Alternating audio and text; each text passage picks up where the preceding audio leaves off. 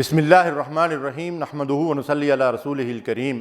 ناظرین کرام، مسند احمد کی روایت ہے، امام الانبیاء جناب محمد رسول اللہ صلی اللہ علیہ وسلم نے فرمایا کہ 3 قسم کے لوگ ایسے ہیں جن پر اللہ نے جنت حرام کر دی ہے۔ استغفر اللہ۔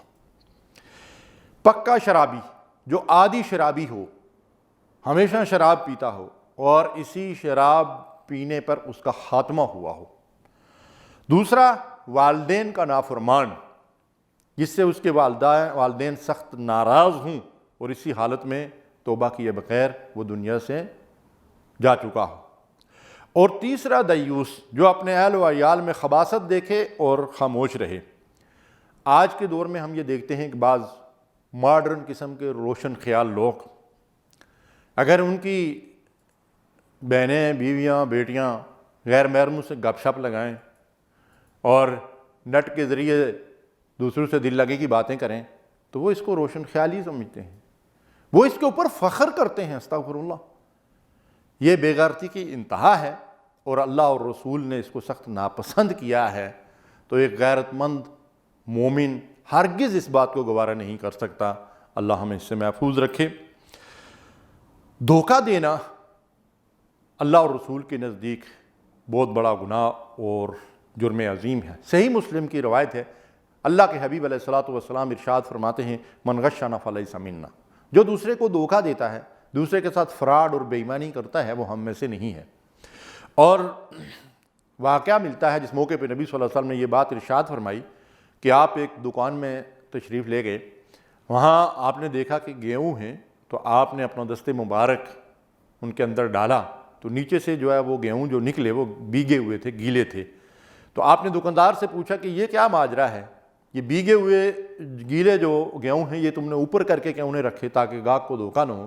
تو اس نے کہا کہ یہ بارش کی وجہ سے گیلے ہو گئے تھے۔ تو اللہ کے نبی صلی اللہ علیہ وسلم نے ہدایت فرمائی کہ پھر یہ بھیگے ہوئے جو ان کو اوپر کر کے رکھنا چاہیے۔ گویا کہ جو چیز آپ فروخت کر رہے ہیں اس کا عیب دوسرے کو دکھائیں، سامنے رکھیں، اس کو، اس کی وضاحت کریں۔ اگر وہ چھپا ہوا بھی ہے تو بیچنے والے کو اس کے بارے میں بتا دیں کہ اس کے اندر یہ خامی ہے، یہ کمزوری ہے۔ اگر ایسا آپ نہیں کریں گے تو یہ دھوکہ ہے، اور دھوکہ دینے والا نبی صلی اللہ علیہ وسلم نے فرمایا کہ ہم میں سے نہیں ہے۔ سنن ابن ماجہ کی روایت ہے، کسی مسلمان کے لیے جائز نہیں کہ عیب بتائے بغیر کوئی چیز دوسرے مسلمان کو فروخت کرے۔ اور جہاں مسلمان کا ذکر ہے تو اس کا مطلب یہ نہیں ہے کہ کسی غیر مسلم کو دھوکہ دینا جائز ہے، بلکہ غیر مسلم کو دھوکہ دینا، اس کے ساتھ فراڈ کرنا بھی اسی طرح گناہ ہے جس طرح کسی مسلمان کے ساتھ دھوکہ دہی جو ہے وہ گناہ ہے۔ آج کل کے دور میں خرید و فروخت کے معاملے میں مثلا یہ ہے کہ گاڑیاں وغیرہ اور سامان اور اس طرح کی بہت ساری چیزیں ایسی ہیں کہ ان میں بڑا فراڈ اور چکر بازی جو ہے وہ کی جاتی ہے۔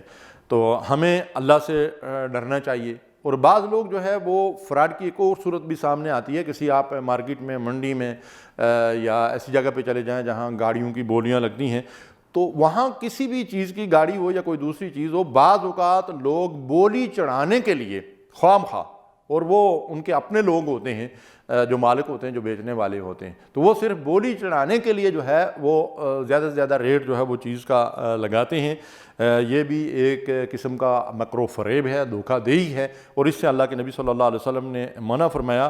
امام البانی رحمۃ اللہ علیہ نے اس حدیث کو صحیح قرار دیا ہے کہ رسول اللہ صلی اللہ علیہ وسلم نے فرمایا کہ مکر و فریب اور دھوکہ دہی جہنم میں لے جانے والی ہے۔ استغفر اللہ۔ تو ہمیں اس سے بچنا چاہیے۔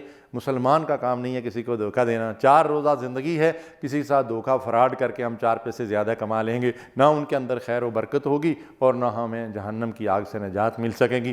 ہمیں چاہیے کہ ان چیزوں سے پرہیز کریں۔ وآخر دعوانا الحمدللہ رب العالمین۔ صلوا علی